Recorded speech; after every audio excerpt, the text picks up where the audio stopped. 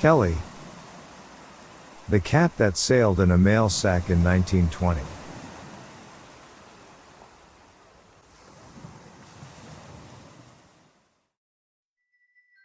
Cats have 9 lives. This mythical belief, originating from long ago and known to everyone, has already traveled around the world.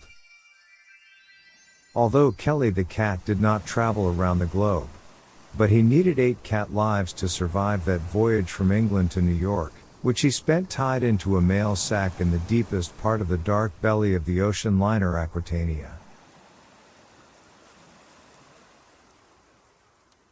On Saturday morning, December 11, 1920, to the great astonishment of the employees of the James Farley Post Office in New York, an emaciated kitten emerged from one of the sealed mail sacks from the mail cargo of the ocean liner and Royal Mail ship Aquitania.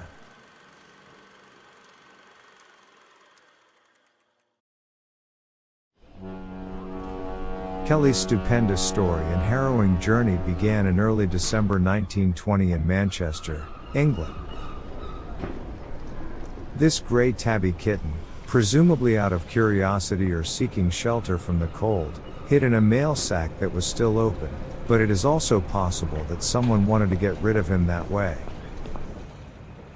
On December 3rd, this mail sack, along with 6,100 other sacks, was packed into the cargo hold of the Royal Mail ship Aquitania, its doors closed and not reopened until the day of docking.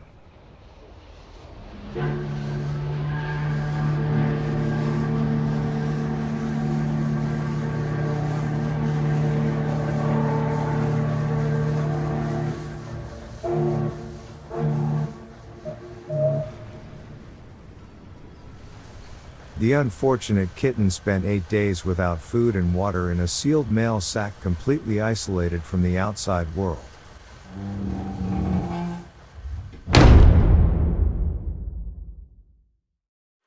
The Aquitania was one of the largest ocean liner steamships of its time. It had a crew of 972 people and 3,230 passenger places.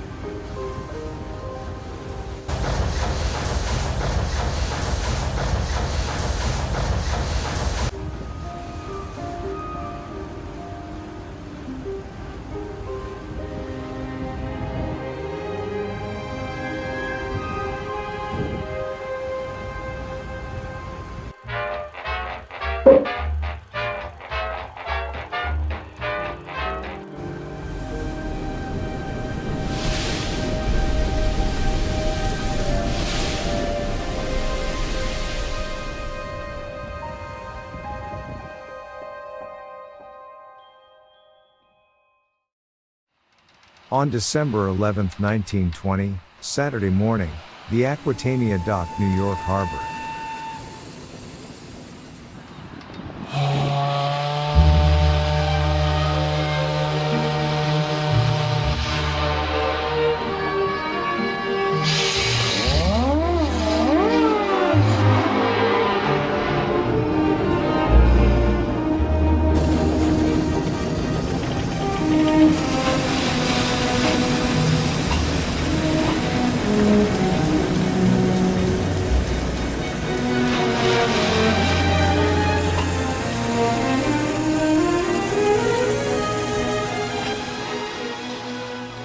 As all the mail sacks were unloaded onto the pier, a dock worker suddenly ran out of the piles of cargo screaming in terror. Herb! Bomb! Assassination! Dock workers working nearby started running without thinking. Many people raised their heads when they saw the minor confusion. Then a much calmer dock worker examined the fidgeting sack and determined that there was not the slightest reason to panic, but he did not open it. After the frightened dock workers calmed down, the mail sacks were loaded onto trucks and taken to the nearby Farley Post Office in Manhattan. In the distribution center, the squirming letter sack was quickly opened, allowing an emaciated kitten to crawl out. The postal workers watched in amazement as the kitten jumped off the table and staggered across the room. He made his way to a heater, where he rested huddled down shivering, and chewed on a piece of paper. That's when they saw that the kitten was in a horribly weakened state, completely emaciated. The poor thing was barely alive. He was on the verge of starvation. He collapsed trembling next to the warm stove. A few cases were known of a cat being mailed within a shorter distance in some way, but no one was aware of a kitten arriving in a package from overseas.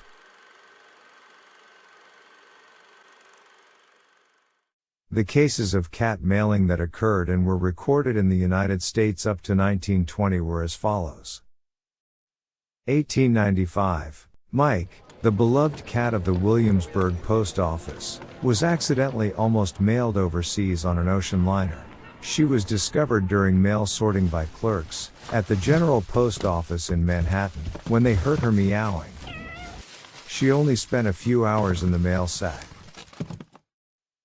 1897. At the ceremonial demonstration of the New York General Post Office's new pneumatic tube mail system, a cat was transported via the second launched canister that went 0.7 mile at a speed of 35 miles per hour. The cat was in the canister squatting for about a minute and a half. 1899. Eureka was a mouser who belonged to F.W. Schoonmaker's Manhattan drugstore and postal substation. She was transported from the drugstore's basement to Branch Post Office H in a mail bag. She spent only a few hours in the bag. 1906, shortly before Christmas, a man named Uncle Jack mailed a kitten in Old City Hall Post Office, New York, wrapped and locked in a birdcage. The kitten was found at Station K in Yorkville. Who knows how much time this poor kitten spent locked in the birdcage. Furthermore, around the turn of the century, New York postal workers would also occasionally and secretly put cats on mail wagons with the aim of providing some of the other substations with rodent-catching animals, thus saving some of the New York's overgrowth from the Animal Control Service. It is worth noting that the glue used on letters and packages at that time attracted a multitude of mice and rats like a magnet. Therefore, without the activities of the so-called feline police squad in post offices, a huge number of letters and packages would not have remained intact. In order to protect the mails, the United States government in the late 19th and early 20th centuries financed with allocated funds to feed hundreds of cats in post offices and other federal buildings. Each office also had a designated person who supervised and directed the cat squads. Moreover, the Mulet Post Office in New York City had a special policeman who guarded the cats while they were resting in the park behind the building.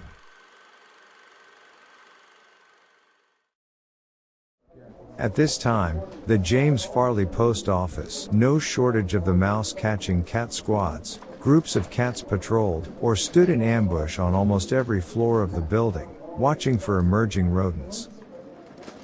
There was no shortage of cat love and care here either. Employees quickly brought a bottle of milk for the newly arrived kitten, while taking it to the boiler room to warm it up as quickly and as thoroughly as possible. The kitten ate deliciously, and then took a nap in the nice warm place.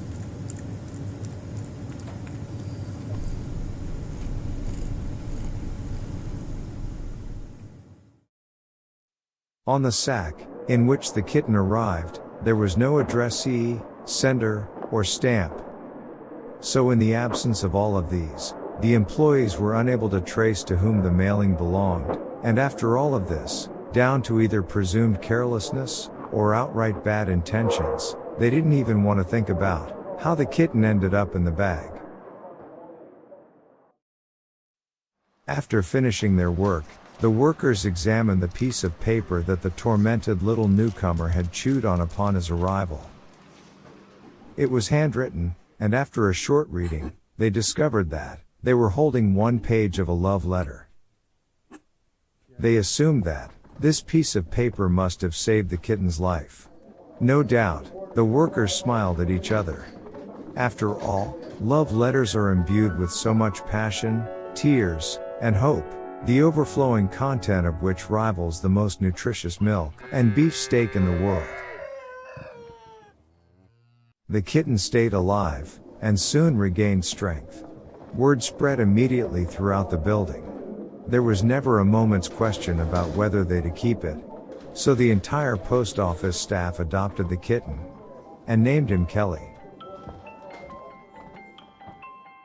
Kelly, who had found a new and safe home, quickly grew up, and with time naturally applied for a service duty role with the Farley Post Office Feline Squad of the New York City Cat Police. Kelly won the job without a doubt. Kelly reached shore after such a deadly adventure. His survival would be an honor even for the likes of a fakir. Do cats really have 9 lives? Or is it the mercy and intercession of the goddess Bastet that determines a cat's fate? Everyone must decide for themselves.